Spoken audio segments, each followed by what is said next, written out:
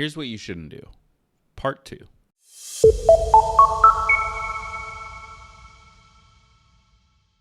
Welcome to another episode of Tiny Leaps, Big Changes, where I share simple research-based strategies you can use to get more out of your life. My name is Greg Clunas, and in our last episode, we talked about what you shouldn't do, or more specifically, we talked about the not to do list. This is a strategy used by many when they're trying to be more productive, more focused throughout their day, when they really need to figure out what they shouldn't be spending their time on so that they can utilize that time towards the things that matter most. Now, this is an incredibly successful strategy, and I actually had a few of you comment on the YouTube video talking about how this has helped you personally. But one commenter, Michelle, actually a good friend of the show, actually asked what's on the list. And it got me thinking, why don't I do an episode where we talk about what not to do in order to improve your life? So that's what we're going to be discussing today. This is my top 3 things to avoid when you're trying to improve your life or move towards your personal goals. So, thing number 1 is to stop beating yourself up. Now, this is critical. I have been a massive proponent of empathy towards ourselves when it comes to the personal development and goal setting process. It can be so incredibly difficult to make change in our lives. Like, really stop and think about what that means for a second. How challenging do you think it actually is to change something, to shift the way you've always been, the way that the people around you have always reacted to you? How difficult do you think that that's actually going to be? It's not something that willpower alone can solve for, and it's not something that you can expect to shift the first, second, third, or fourth time that you try. Making changes over time, especially to behaviors that are long ingrained in your behavioral patterns, is an incredibly complex and an incredibly challenging process. So let me ask you this. Why do you expect yourself to be able to do it the first time through? Why do you think that you're going to be special enough, amazing enough, talented enough to be able to knock it out of the park the first time or even the 100th time that you try it?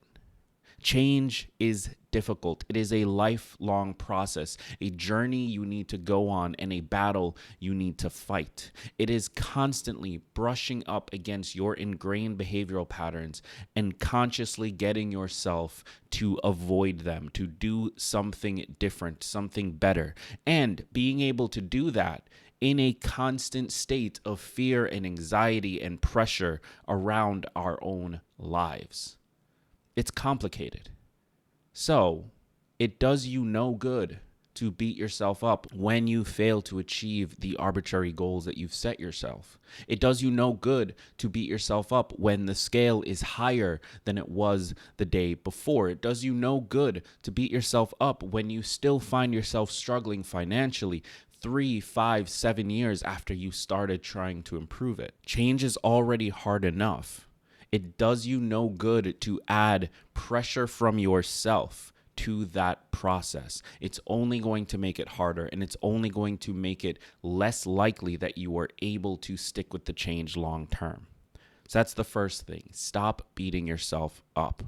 The second is to stop being unrealistic. And I want to add a caveat to this because I know some of you hear that. You hear that phrase, be realistic, and you have an immediate negative response to it. The idea, the audacity for me to tell you that you need to be realistic in your goals, how dare I? That's what the personal development industry wants you to think. That is the message that they promote. And largely because they know when you take action towards something, some unrealistic goal, you are going to fail. And so along the journey, you're going to be willing to pay X amount of dollars in order to get the help you need to avoid that failure. But my advice is actually a little different. Why don't we start being realistic in the near term and unrealistic in the far term? Here's what I mean. When you are trying to pursue a goal, if you can focus yourself on what is realistic to you right now, rather than the big, massive thing that you maybe potentially want in the future, if you can focus on what is realistic to you right now, you're going to find yourself far more motivated to take action, and you're going to find yourself capable of actually achieving it. You're going to run into failure significantly less throughout that journey. And what you then do once you've gotten close is look at what is now realistic for you based on where you are standing.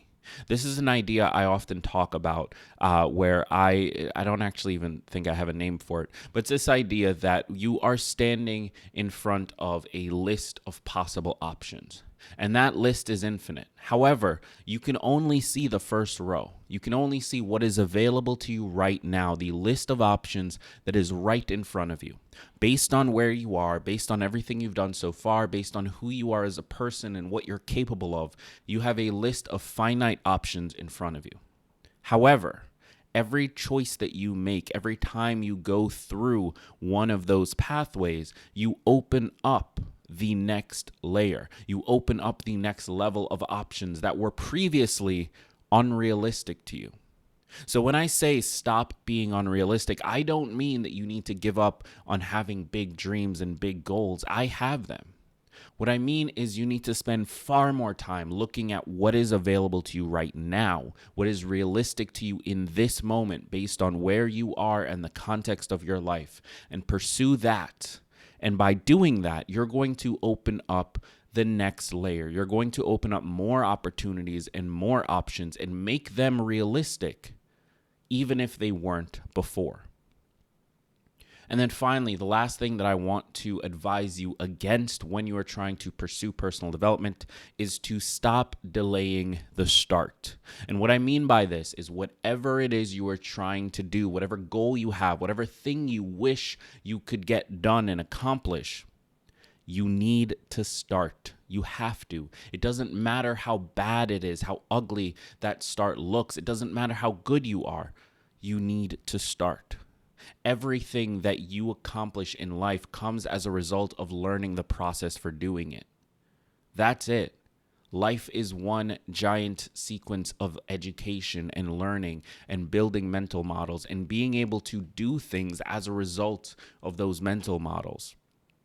And so if you aren't in the process of doing something, you're going to find it significantly harder to learn what works and what doesn't. This is where failure actually is a thing. You are bumping up against the wrong path in the maze. But if you do that enough times and you course correct each time, eventually you'll get to the other end. And not only that, you'll be able to get through it faster next time because now you know what pitfalls to avoid.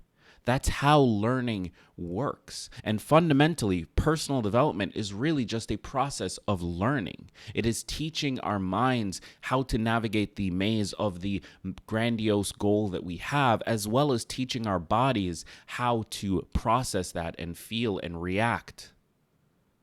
That's all personal development is. And so if you do not start walking down that maze, you will never gain lessons. And until you gain lessons, the end of that maze is going to seem impossible. Your goal isn't to try something and do it. Your goal is to try something and fail at it. Try something simply for the purpose of learning what not to do so that the next attempt can be done easier. Or if you decide that there won't be a next attempt, if you try something, that is the fastest way to realize that maybe you don't actually want to do that. But either way, in order to learn, you need to try. And in order to try, you have to start. So no matter what the excuse is, stop delaying the start. So those are my 3 pieces of advice. If you're trying to improve your life right now, avoid these 3 things. And when you do, head over to the YouTube video and leave a comment down below. Let me know what you thought of this episode. Let me know what's on your list of things to avoid when you're trying to improve your life. I've been Greg Clunis. Thank you for being here. And remember that all big changes come from the tiny leaps you take every day.